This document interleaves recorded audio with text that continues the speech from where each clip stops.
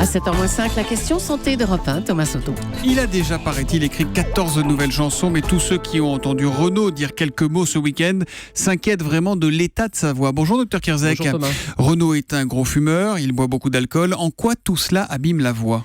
Il y a le tabac, l'alcool sont des facteurs irritants du larynx. Vous savez qu'on parle avec notre larynx, il y a des cordes vocales, 2 petites bandelettes, et ces petites bandelettes peuvent être inflammatoires, liées à ces facteurs irritatifs. Et puis sur le tabac, il y a le facteur chaleur locale, là aussi, qui va entraîner des remaniements et une inflammation chronique et qui entraîne ces modifications de la voix. Bon, si vous dites que c'est irritant, ça veut dire qu'il suffit de laisser reposer, les cordes vocales peuvent se soigner ou il y a des lésions irréversibles ? Alors ça, c'est la bonne nouvelle, c'est-à-dire que les méfaits du tabac et de l'alcool sont réversibles, en tout cas au début, quand on est au stade précoce de l'inflammation.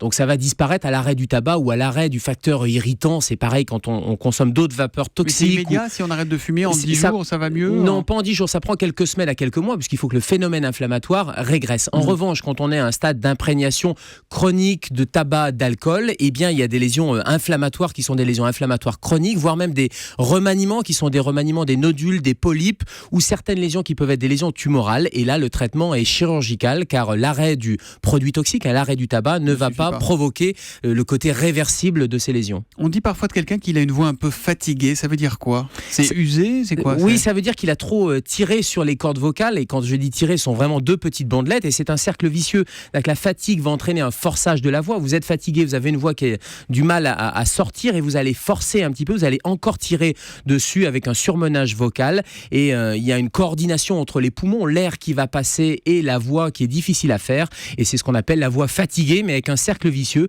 qui va parfois, et j'ai aussi la voix éraillée, à force de forcer sur cette voix, eh bien vous allez aggraver les lésions.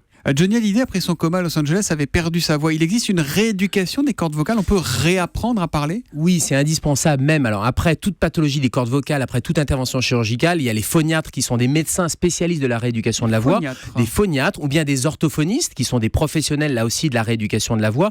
Mais Johnny Hallyday, c'était autre chose. Et quand vous subissez une anesthésie générale ou une période de réanimation, vous avez un tuyau pour vous faire respirer. Et ce tuyau passe pile au milieu des cordes vocales, et c'est souvent ce tube qui va irriter. Donc quand on enlève le tube, et après l'anesthésie ou après la réanimation, ça va rentrer dans l'ordre puisque l'inflammation va diminuer. Et se taire quelques heures, quelques jours, ça fait vraiment du bien. Ça, c'est Céline Dion qui fait ça. Décidément, on fait tout le showbiz ce matin. C'est la première chose à faire, le repos vocal, que ce soit une laryngite ou une pathologie des cordes vocales, parce que le fait de crier, de parler fort, mais même de chuchoter, va entraîner un forçage de la voix. Donc la première chose à faire, c'est de mettre au repos, et donc se taire pour mettre au repos les cordes vocales. Et ce que vous allez faire jusqu'à demain matin, 7h moins 5, il va se taire, le docteur Kierzek, qui reviendra pour la question santé d'Europe 1. À demain, Gérald. À demain, Thomas. Bonne journée.